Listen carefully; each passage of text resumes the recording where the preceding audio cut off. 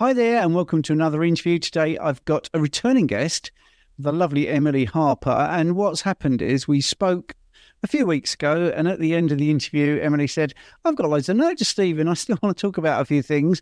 And we thought it would be a golden opportunity to sort of do some other bits, like some bloods in the background, and have a look at how they've changed, and also address some of the comments, for instance, regarding Crohn's. So, Emily, welcome back. Thank you for having me back, Stephen. It was a pleasure to meet with you last time, and I'm excited to share the rest of what I wanted to talk about. I think I'm going to start with numbers and do a bit of a numbers game regarding weight. I know that there are a lot of people out there who have specifically come to Carnivore for weight loss, but there are also a lot of people out there who have come to Carnivore for health reasons, excluding weight loss. And weight loss has actually been a side benefit for them, but not the sole reason. And just as a side note, that was me. Weight loss has been an absolute bonus, and I definitely wanted to lose weight. But I got to the point where I didn't care anymore if I didn't. I wanted depression gone. I wanted anxiety gone. I wanted to feel healthy within my body. I didn't want to be ravenous all the time. I wanted to be able to breathe easily every moment of the day. I didn't want to be nauseous all the time. I wanted psoriasis to go. And so they were the reasons that I came to Carnivore. I was just weight loss alone. Every time I've tried to get back on the wagon, when I have fallen off in my journey to becoming consistently carnivore, desiring to lose weight was never motivation enough to stick to Carnivore. It was always the health reasons that were enough motivation for me to stick. So I'm on day 147 today.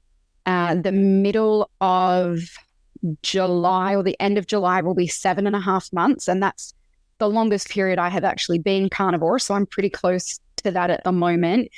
June 1st last year, I was 156.5 pounds, which is 70.98 kilos. That was the smallest that I have achieved on Carnivore. That was essentially 7.5 months Carnivore. But it had been a year. So I did clean Carnivore for 7.5 months. And then I was a little bit wonky for a couple of weeks sporadically during the 6 months of 2023. But I had been clean for several months and got to the 156.5. The smallest I have been prior to Carnivore was 130 pounds, which is 59 kilos. So my goal is actually to get to about 121, 122 pounds, which is around 55 kilos.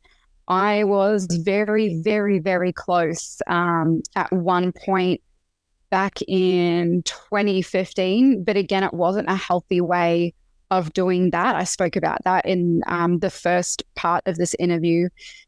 When I went off the rails last year with emotional eating and then that reactivated food addiction, I restarted on Carnivore January 1 of this year. So after 6.5 months of being off the rails, I weighed 192.7 pounds, which is 87.4 kilos. That isn't my heaviest, but it was pretty close to my heaviness. The heaviest I've been, I think it was August of 2019. I was around 203 pounds maybe. So not far off.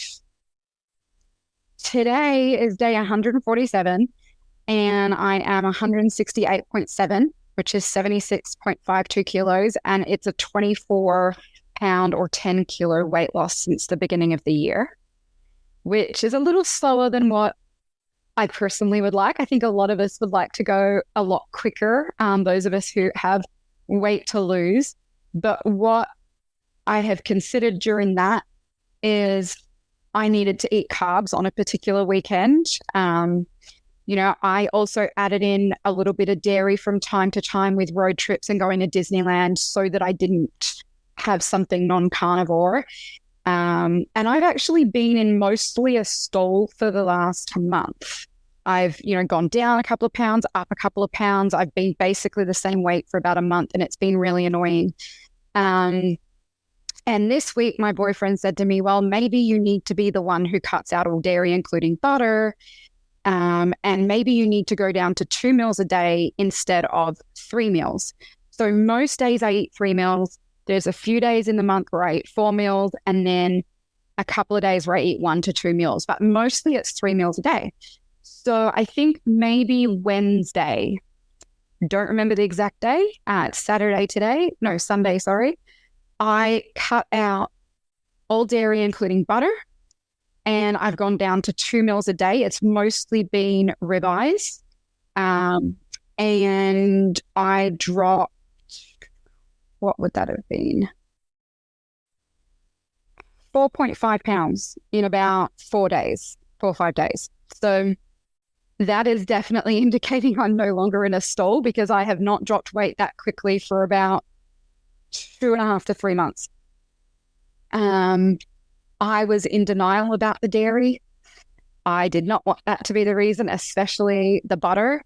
But this week I'll be eating some foods that aren't just beef. I'll be eating some chicken, some bacon a bit more, some eggs a bit more.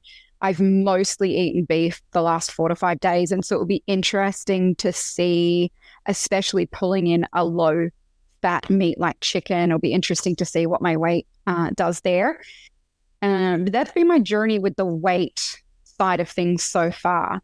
I still have quite a bit to go to get down to the 121, 122 pound range. Yeah, and I think you'll do it. I mean, it's really interesting because, firstly, this is not a question. This is a broad question, all right? You don't have to answer this. But you don't have to add fats. Many people don't have to add fats. If you do have to add fats because it helps with your autoimmune or your thyroid or whatever, it doesn't have to be butter, because butter is dairy. Yes, people can tolerate it. You can use tallow, you can use lard. I mean, I'm a great fan of whipped tallow, which I think actually it's just so light and fluffy, and it's a nice way of adding some fats. But because it's carnivore, people think it's high fat automatically, and it isn't. I mean, the ribeye is perfect because by weight, it's 1-to-1 protein and fats, and by calories, if you have to get into that, it's like 70% fat, 30% protein. So it's a good mix. I do think dairy stalls a lot of people, so I'm glad that we're doing this. And of course, it's lending itself to you coming back in about 3 months' time and doing this no butter, no dairy experiment. Yes. Dairy is my problem, definitely, without a shadow of a doubt.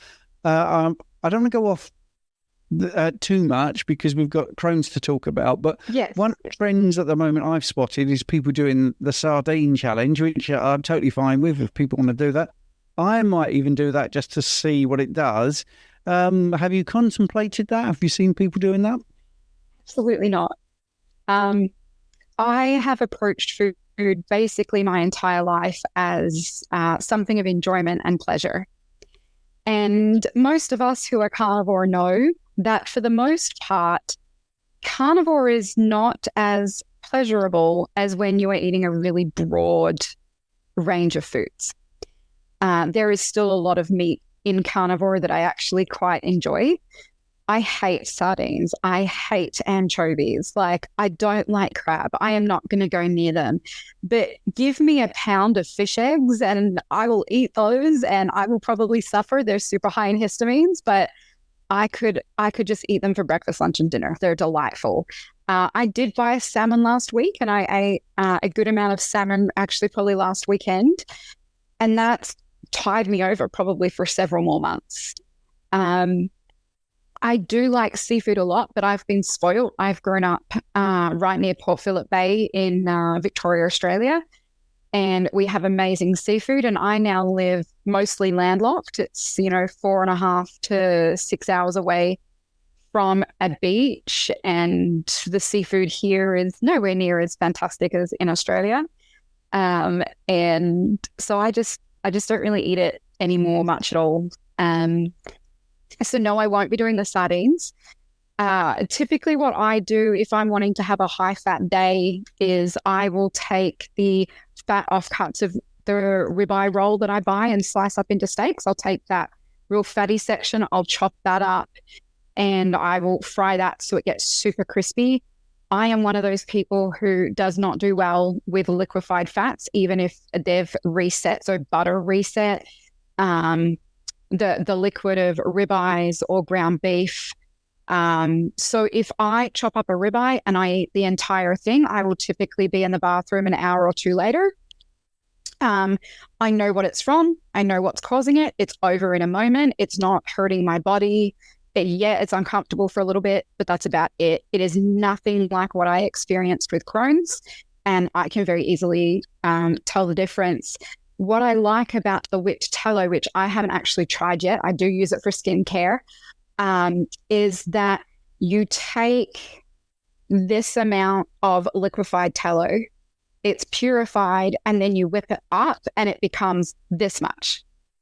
So 1 tablespoon of liquefied tallow is way more dense than 1 tablespoon of whipped tallow. And so people who have issues with liquefied fat are likely to tolerate something like whipped tallow better, just like they're able to tolerate solidified butter way better than liquefied butter. Absolutely. And in Britain, we have a thing called dripping, beef dripping. And actually, in my meal plan, I whip up the beef dripping, and it is amazing. Anyway, that's really... Yeah, it's good. And I'm going to take issue. I very rarely do this with guests, but I actually find carnivore delicious personally. And I think a lot of people I coach do, they really love the fact they can have a ribeye and they can have bacon and eggs and all that. Yes. But I think you were more referring to sardines, which actually I quite like. Yes. Good. If you like them, eat them. And that's the thing with carnivore that I don't think is often talked about. When we eat a broad range of foods, the processed foods, the sugar foods, even to a degree, the carbohydrates in fruits and vegetables that we eat, they block our receptors to identify what our body is actually asking for. Whereas when we are carnivore and we're not eating all of these processed foods and sugars, we're able to identify what our body wants. So I added in liver recently, and I had enough that my body liked it, but then a few days later, it was like, I don't want any more. I knew I still needed some liver in my body because of the folate and vitamin D.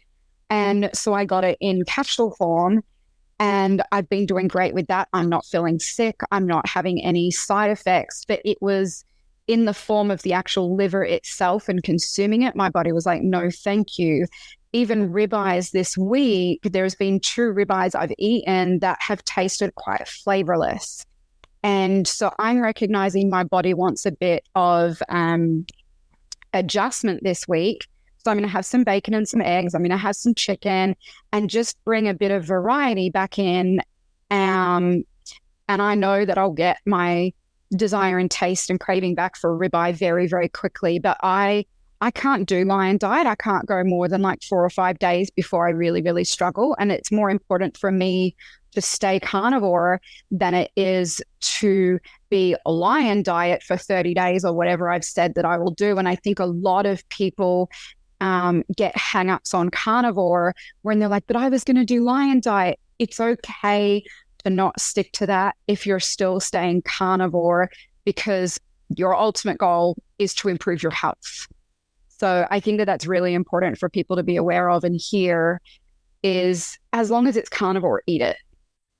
It's helpful. Don't eat something that isn't carnivore if you're trying to heal. Yeah, that's a perfect segue into the next bit, because we touched on Crohn's a little bit and there was a few comments wanting a lot more detail. So you're back. So let's get into Crohn's and a bit more detail. Yes. So I am really fortunate that when something isn't right with my body, I notice it very early. I'm sort of sensitive to that. And if I don't know what something is, it bothers me, and my ability to tolerate it, or for example, have a high pain threshold, is very, very low. Once I know what it is, my tolerance is a whole lot higher and I'll have a much higher pain threshold. So I was noticing that I was getting sick very regularly. It started somewhat on the weekends for a couple of weeks, and then very quickly it became every day. And so what would happen is I would get up in the morning, I would eat any of the foods that I wanted to. We've previously talked about what that looks like. I would go to work. At this point, I was actually only going to work for 3 hours every other day. So Monday, Wednesday, Friday, because I was on a return to work plan after having had eye surgery that went wrong. And so that was incredibly traumatic, a lot of stress. And that's what we believe was the trigger point. And so I would eat some lunch at work. I would be driving home and would be yawning quite a lot. I would get home and I would go downhill very quickly. I would be going to the bathroom to urinate very quickly, very often, like I'm talking every 5 to 10 minutes. I would struggle to stay awake. I was then getting very sore in my sort of belly, abdomen area. And then eventually I would end up on the bathroom with number twos, maybe 3, 4, 5 times in the space of an hour. I would have uncontrollable chills. I would get back into bed and warm up. 10 minutes later, I was back in the bathroom with the chills again, very nauseous. Then I would go to sleep until the next day. So this would start sort of around midday, and maybe around somewhere between 6 and 8 p.m., I would finally be able to fall asleep. And this was happening every day. I knew something was, you would think at that point I would know something was wrong. But I knew something was very wrong when my parents, a family friend who's like a second mom, and some other friends and I were all supposed to go out to one of my favorite all-you-can-eat sort of Asian-style seafood and dessert restaurants. And as we're walking out the door, I said to them, I can't go. I don't feel good. And Mum kind of looked at me and she's like, do I stay home? And I'm like, no, it's okay. And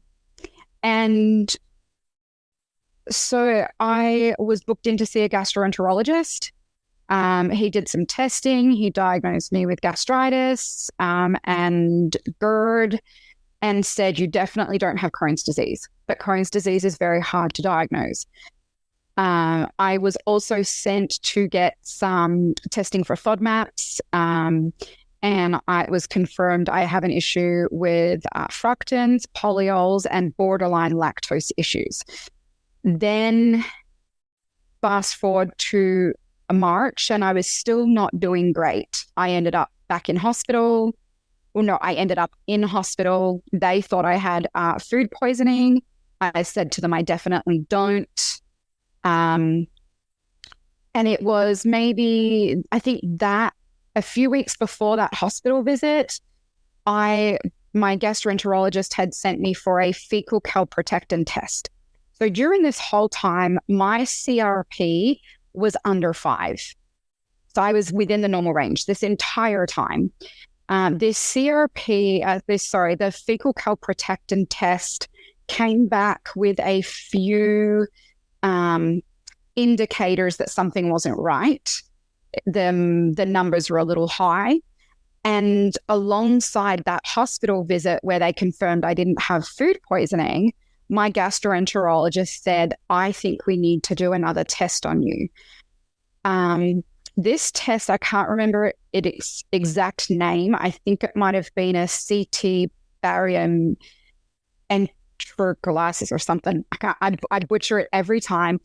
But if somebody thinks that they may have Crohn's or Crohn's is coming back negative, but they're still not doing okay, get this test done, as well as a fecal calprotectin test. So with this test, they shoved a tube down my nose and down into the top of my stomach.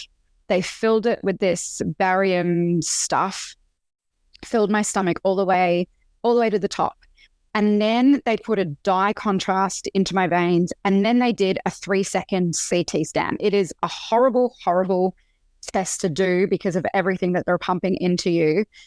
But that showed that I 100% had Crohn's disease, and it was where the ileosacral valve joins the intestines, the typical place for Crohn's. It was considered mild. A little while later, I changed my gastroenterologist to quite a well-respected gastroenterologist in Australia.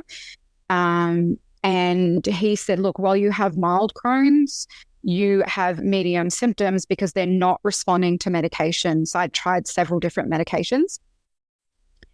He put me on Imuran and infliximab. So Imuran being tablets, infliximab being infusions every 8 weeks as an outpatient, and also amitriptyline to try and help with sleep, which didn't actually work. And I was also on pantoprazole, so 40 milligrams of pantoprazole. Eventually, that got everything into remission, but I wanted to come to the US and do school here, and we decided I would stay on the amitriptyline, the SOMAC, and the Imuran, but I would stop the infliximab. My numbers were okay, my symptoms were okay, so I came over to the US in August of 2017. I kept forgetting to take a whole lot of the medication. I gave up on the amitriptyline. I didn't like the way that it affected my body, so I had stopped that a while earlier. I was still on the SOMAC. I wanted to get off the Imuran, so I had been tapering it down. I get back into Australia. My specialist runs all of these tests. This was around June of 2018. And he declares me clinically in remission. Something that was really discouraging that he said to me was, even if you're in remission as a Crohn's patient, you can often still experience the symptoms. So tiredness, lethargy, brain fog, stomach upset and everything. And I'm like, how can I be in remission and yet have all the symptoms? And so what he was referring to was the physical evidence of Crohn's internally isn't present, but you can still experience all of the fatigue and things like that. So that was super discouraging, and it was my experience. Again, I don't know if those symptoms were actually Crohn's related or if they're related to other, inflammation and autoimmune in general, but it's just they are Crohn's symptoms, and so it's put down to Crohn's. Fast forward to early 2019, maybe April, I think it would have been March or April, I started to feel a lot more uncomfortable in my stomach. I started to have a lot more symptoms. I was in a lot more pain. I was going to the bathroom a lot more. I was feeling nauseous a lot more. And I'd had a couple of blood tests with different doctors, and my CRP number was increasing. It was still within range, but it was increasing. By the time I got to my specialist, it was 4.6 or 4.8. And in Australia, they have the max as 5. So again, my numbers are still really low, like stupidly low. They're still within the normal range. They're under 5. And I say stupidly low because people with active Crohn's, they're in the hundreds. Like it's off the charts. But we were concerned. I was planning on coming back to the US in August of that year. And it was April or May by the time I was seeing him. I'd had a week-long stay in the hospital as well. A colonoscopy at that point showed that everything was clear. But my colonoscopy previously had also shown that. It was the CT barium test that showed active Crohn's. So he put me back on medication. Imuran, I believe, is what he put me back on. He did more blood tests, a fecal calprotectin. He did another study. I can't remember what it was. And I think he did another colonoscopy. And so all of this occurred maybe within 2 months or by the end of 2 months. We also prayed a whole lot because we knew I was coming back here at least for 2 more years. And I didn't want to go to a country where I've got active Crohn's disease and I don't have a specialist and medical care is challenging. So fast forward those 2 months and all of those tests, I go back and my CRP was back down to, I think it was like 1. And all of the tests were clear. The fecal calprotectin test, which normally showed signs of activity, was clear. The colonoscopy, again, that's usually always clear. The other test I had done was clear. So he said, I want you to stay on the Imuran because I figure he put it down to the Imuran that had resulted in the stability and bringing the numbers down. And when I came back to the US, I kept forgetting to take the Imuran. So eventually I stopped. I was still on SOMAC at this point as well. So before the end of 2019, I had stopped the Imuran. I was just like, I don't want to take this anymore. I don't care. I just don't want to be on it. And I was trying to wean myself off the SOMAC. So I changed to just an over-the-counter heartburn medication, very carefully weaned down the SOMAC, from 1 tablet to 3/4 to half to 1/4 to every other day. And, a couple of times in the week. And then I stopped taking it altogether and solely relied on over-the-counter for a little while. And then when I went carnivore, I was able to ditch the over-the-counter medication for that. So what I have noticed, and the other part of this is when I came back to Australia in the July of 2018 is when my specialist declared me clinically in remission. So when everything started to flare up towards the middle of 2019, we were all a little bit nervous. His resulted findings were, you are still clinically in remission, stay on the Imuran so it remains that way. So when I came back to the US in August of 2019, I was still in remission and I have not had a specialist since. But what I noticed was by the middle of 2020, I was getting all the symptoms back. I was having a lot of pain in my gut. I was going to the bathroom a lot, having a lot of memory issues, a lot of brain fog, a lot of exhaustion, and specifically the pain and discomfort in that spot on the right side of my lower abdomen. It usually feels like I have a tennis ball inside that my body's trying to move around. And that's what Crohn's has always felt like for me. And so I started experiencing that again. And that was my big push for contacting my friend and asking him, tell me about this carnivore, and going carnivore at that moment, that day, because I was in the US without a specialist, didn't have medical care at that point, and knew that I couldn't risk Crohn's reactivating. And every time I've gone off carnivore, it's usually around the 10 to 12 week mark that I start to really notice those symptoms slowly edge back in. So as long as I'm carnivore, I don't have Crohn's symptoms. I still get tired. I don't really know fully what's causing the tiredness. It's not bad. I'm waking up between 5 or 6 in the morning, usually not having a nap, and going to bed around 10:30 at night. So I'm doing okay, but I feel tired at times. So I'm hoping eventually that tiredness will go as well. I'm sure it will. My experience of people, they seem to actually end up complaining they have too much energy. So when you are in the middle of your journey, and the reason for you being on is because I don't want the finished article all the time. I like people to tell me about their journey as they go through the weight loss stalls, as you mentioned, what they've done to kickstart it. Fecal cow protectin, by the way, is a protein released by the white blood cells and when you have intestinal inflammation. So just for people listening thinking, well, what's that got to do with Crohn's? That's got a lot to do with Crohn's. It's a real key indicator. And then we've got some bloods coming up in a second, if you're all right. We do. Talk about that. So what's going to happen is I'm going to talk these through with Emily. She's kindly supplied her bloods, and I will put on the screen what we're talking about because we need to redact all sort of the personal information at the top. Yes. So Emily's going to have to pretend that we've got it on the screen, and I will as well. But I've got it on my screen. I'm sure she knows. And we'll start with C-reactive protein, which is an inflammatory marker. And your previous result was less than 1, and it is currently less than 1. So that's looking really good. Reference range is 0 to 10. Yes, there can be in the hundreds. That's a thing. I've had a client that's gone from 80 to 20 and been really happy. So it is all about context. So that was very good. Your ferritin's down from 144 to 94. Your TSH is down, so it's more comfortably in range. Your vitamin D's gone up from 28 to 34.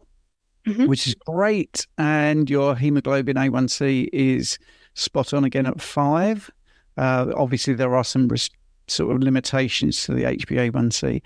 But then we get into things that you were fascinated to see. Your cortisol has gone down. Many people think it goes up, but it goes down. Your vitamin B12 is about level, and folate has gone from 2.6 to 3.1. So many people think that carnivore is low on folate. You can get folate from egg yolks, by the way, and you want to add something. Oh, no, I didn't know that.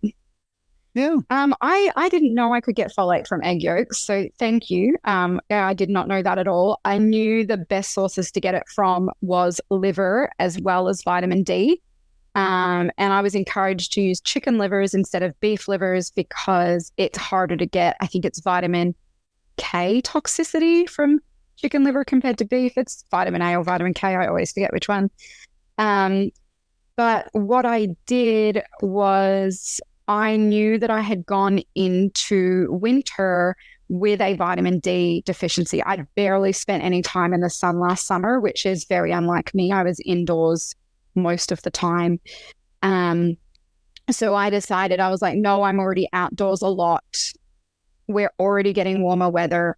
I'm not going to take any supplements for vitamin D. But when my folate came back low, I was like, okay, what do I do with that? And so that's why I started eating the liver. But I was outside all the time in t-shirts and shorts in the sun. I've been kayaking, so wearing swimmers, and I don't wear sun protection. I don't think it's good for our skin. I'm not going out in the sun from, 11 a.m. to 3 p.m. for 4 hours just turning lobster red. I'm going out for an hour, maybe two. I'm in and out of the sun. Yeah, I might be on a lake for a while. So sometimes I go at 2. So by the time it's hit an hour, the UV index is dropping. But making sure I'm out in the sun often with like arms, legs, neck, face, whatever, exposed to the sun without sunscreen on it. And I did that. I've done that the whole time between blood tests. So that was maybe 8 to 10 weeks. The last half of that period of time, I added in fish, eggs, and grass-fed blood capsules from Ancestral Supplements for the folate mostly, but I knew that they would also benefit vitamin D. So my vitamin D has improved to within normal range. I would like to see it a lot higher, but it is on the up, and my folate has done the same. So I will continue being in the sun. I will continue taking the supplements, and I don't take the full amount. They say to take 6 tablets of each a day. I take 3 tablets of each a day. I don't feel like I need the full amount, especially with being in the sun, but I do believe I need a little bit of a help. And so at least for right now, that's what I'm doing with the supplements. Cool. And just going a bit more of this, the iron and total iron binding capacity. All your iron markers look really good, which is interesting because there was only one flag in the entire complete test, which was your mean corpuscular hemoglobin concentration, which is tiny bit out, which often people worry it's showing that you're anemic. Personally, if you've got bleeding gums, your skin is very pale. If you've got symptoms of anemia, that normally is the best way to learn rather than numbers. Yeah. But then you look at all the other markers like the iron, and there's no problem with iron. So the iron panel is very good. Your lipid panel, which is great. The triglycerides down from 94 to 75. HDL is about the same. It's gone 50 to 46, but with the triglycerides dropping so much, that's not a surprise. LDL cholesterol down from 113 to 92, although I'm not a big worry about LDL. Not many people are in the carnivore space. And VLDL is pretty good, gone from 17 down to 15. VLDL is a very interesting marker, which you can use as a proxy marker to whether you're fat adapted or not, but not many people know that. But anyway, we won't get into that. And of course, your liver markers are excellent. ALT is in range, AST is in range, alkaline phosphatase in range, bilirubin, albumin to globulin ratio, AG ratio, that's not moved at all, but that's great, and that's in range. So everything on that panel is going the right way. Calcium, all of the rest. Yeah, you should be happy with that. So your comprehensive metabolic panel, which is what CMP stands for, and 14 just simply means there's 14 tests. If you look at kidney function, what I think is amazing is your blood urea nitrogen is down a tiny bit, but it's well within range. Creatinine is about the same, and your filtration rate, and in Britain, we want it to be over 60. The reference range you've got is over 59, and not many people can get over 120, and your range is 118. So, wow, your filtration of your kidneys is very good, exceptional. Your blood urea nitrogen creatinine ratio is very good. It's now in range. It was a little bit out when you first did this, so that's excellent. And all your complete blood count is fantastic. Like I say, if we just go back just very quickly, there are some other tests in there that can be used for identifying Crohn's, which you haven't got there. There's a thing called ESR, the erythrocyte sedimentation rate can be used, but it's all good. It's all good. There's a little thing, like I say, the mean corpuscular hemoglobin concentration, which is 8 mchc. Just looking at that, that's low, but the range is 31.5 and yours is 31.1. I think if you retested, and you were running low last time as well, it's 31.6. I think if you retested, you probably wouldn't have a problem. So the bloods that you kindly sent were excellent, and it'd be great to do another set as well in the future. Agreed. Yes, I plan on doing that in the future for sure.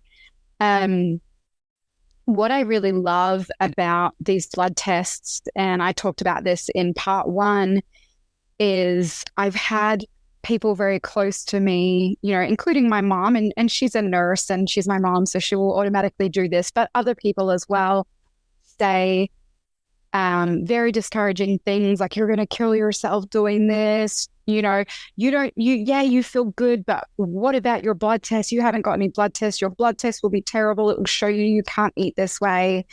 And, when people say that often, even though I know that it's most likely untrue, I don't have those blood tests. And what if they did show something? And, all of that doubt got into my head.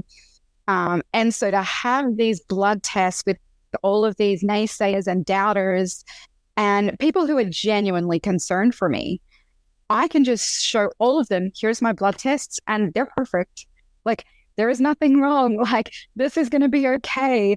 And even the cholesterol, like the LDL that everyone's so worried about, mine's now, under 100. So even for those people who swear black and blue that LDL is the marker that you look for, I can say, well, mine's good. I'm fine. And I know not everyone on Carnivore can do that. Some people's LDL is above that, 200 range or 190 range, but mine isn't. And it's really encouraging that after trashing my health so badly for half a year, that just 4.5 months back on Carnivore, and my health is doing amazing. And I've got the evidence, not just with my anecdotal evidence of how I feel, but I've got the physical medical evidence of the blood tests as well. And so that's really encouraging. It is. Now, when we finished last time, you said, oh, well, I've got a few more notes, so I'm going to double check. What else would you like to cover? Yeah, I think I really quickly want to touch on how I've approached Carnivore and a few things I've learned there. And then hopefully if we get time, we can talk about FODMAPs and how I interact with coaching in regards to that. One of the really big symptoms that I notice improve very quickly on Carnivore is I can now tie up my shoes and pick things up off the ground and remain breathing. So what had happened was, whether I was sitting on a bed or my chair, I would, put my shoes on and I would go to tie them up or zip them up, and it would cut off my ability to breathe. Or I would pick up something off the ground and I would struggle to breathe. So I don't deal with that now, which is really nice. And that was a big sign of, like, I need to fix this fast. So I have approached Carnivore with the mindset of, I eat as much as I want whenever I want, as long as it's from an animal, with dairy being minimal. I have since refined that so that dairy is really not in my diet at all. I might have a tea every now and again, or cheese in an omelette if I'm at a restaurant, but that's infrequent, very, very infrequent. And I've also gone down to I'm eating 2 meals a day instead of as much as I want whenever I want. So I have, now that I've been several months on carnivore, I'm starting to do the refining. But I wouldn't recommend starting carnivore with refinement at the beginning. I don't count things, I don't measure, and I don't weigh things. Occasionally I'll do a day or two here just out of curiosity. And also so I have some ideas of weights and numbers to share with my coaching clients. But I hate diary taking. I hate doing journaling. Like, I do it a little bit, but I forget for months at a time. And it's going to prevent me from sticking to carnivore. And it's more important that I do that. So I don't do that. On carnivore, food is simple. Preparing your food is simple. The cleanup is simple, especially if you cook on a grill. Like outside, you have no cleanup except your plate, your knife, your fork, and the utensils, the tongs for flipping food on the grill. Cravings are gone. The only time cravings really come back are if I've had some dairy, if I've had a flavored element, or different times of the month. So sometimes, and it's more like, oh, I really want some ice cream. And a friend will be like, well, let's go get some. And I'm like, no, I don't actually want it. Like, I don't want it. I'm not going to go eat it, but I want it. So it's not cravings like they used to be. And then the other thing there is knowing whether we're a moderator or an abstainer. So when it comes to alcohol, I am absolutely a moderator. I can do that. I could have 1 or 2 drinks, maybe not even finish both of them. And I'm good. But there are alcoholics out there, people who drink alcohol where they have to abstain. They can't smell it. They can't take a sip, or they're completely off the rails and they can't moderate. It was very important that I figured out very quickly that I'm an abstainer when it comes to food. So if you're a moderator with food, you can ease into carnivore. You could go keto for a while, and then you could slowly cut out more and more things. Every now and again, you could have, a cheat meal where it's a keto meal, or even completely go off the rail with pizza. But I am not that kind of person. I can't do that. And so knowing that I'm an abstainer meant every single time I went carnivore, I went cold turkey. And it's hard. Both ways I think are hard. Like, choose your hard. That's the best way for me. So that's some advice I would give to people. Again, everyone's journey with carnivore is different. This is what's worked for me. And I've given up a lot of other things in life so that I could afford ribeyes. And I buy the big roll. I saved up to buy the big roll to cut it up because it is cheaper. Because it was more important for my health that I went carnivore than it was that I got a new pair of shoes or got the more expensive body wash compared to the cheaper body wash. So I made those compromises so that I could eat the foods that I liked so that I could stay carnivore. And I think that's important as well. Yeah, that's brilliant. Yeah. And then just briefly on the last section then on FODMAPs. Mm-hmm. Yeah. So a lot of people don't know what FODMAPs are. They're not talked about widely within the carnivore community. But they are a set of sugars found naturally in foods. They can also be processed artificially that can inflame or irritate an already inflamed digestive system. And it's not that they can, it's that they do. There are certain FODMAPs that everyone malabsorbs. So this really isn't an intolerance, it's a malabsorption where FODMAPs are concerned. But there are fructans and galacto-oligosaccharides. So they are found in pitted fruits. So think cherries, seeded fruits. So think pears or watermelon. They're also found, galacto-oligosaccharides are found in beans and legumes. So there are just a few examples. And when we consume those things, it creates a reaction in our body, and no one tolerates them. Onion and garlic are also in this category. So these are the 3 examples I'll use for people. If you eat garlic or onion or beans, what do you typically experience? People experience flatulence.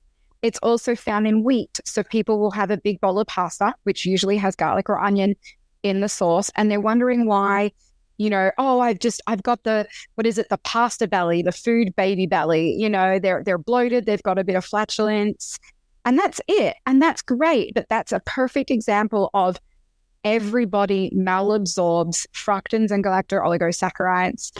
However, if you have issues with your digestive system and with your gut because of autoimmune issues or something's going on, then that becomes somewhat unbearable to completely unbearable. You are in pain, you get excessive distension of your abdomen, you can get sleepiness, you can get nausea, you can get headaches, and not to mention the multiple visits to the bathroom, even though you don't have something like Crohn's or colitis.